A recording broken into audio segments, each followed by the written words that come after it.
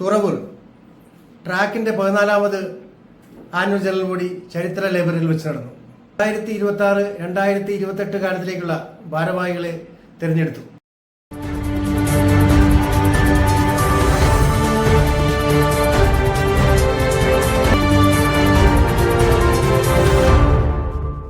Residence association മേഖലാ കമ്മിറ്റിയുടെ ട്രാക്കിന്റെ 14ാമത് വാർഷിക പൊതുയോഗമാണ് ഇവിടെ സംഘടിപ്പിച്ചിട്ടുള്ളത്. ഇന്നത്തെ ഈ പൊതുയോഗത്തിൽ മുൻകാലങ്ങളെ അപേക്ഷിച്ച് വലിയ പ്രതിനിധികളുടെ സാന്നിധ്യം ഉണ്ടായിരുന്നു. എല്ലാ യൂണിറ്റുകളെയും പ്രതിനിധീകരിച്ച് ഒന്നിലധികം ആളുകൾ സംബന്ധിക്കുകയുണ്ടായി. ഈ സമ്മേളനം ഉദ്ഘാടനം ചെയ്തത് ട്രാക്കിന്റെ ജില്ലാ vice president Shri Shaju Paul അവറുകളാണ്.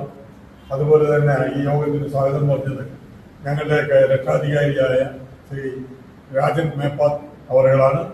അതുപോലെ തന്നെ ഒരു 11 കമ്മിറ്റിയും ഇതോടൊപ്പം തെരഞ്ഞെടുത്തിട്ടുണ്ട്.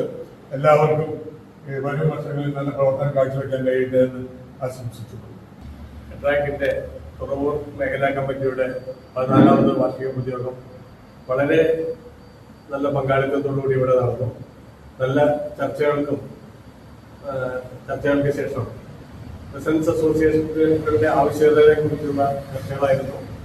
വളരെ ക്രിയാത്മകമായ ചർച്ചകൾക്ക് ശേഷം തെരഞ്ഞെടുപ്പ് നടന്നു.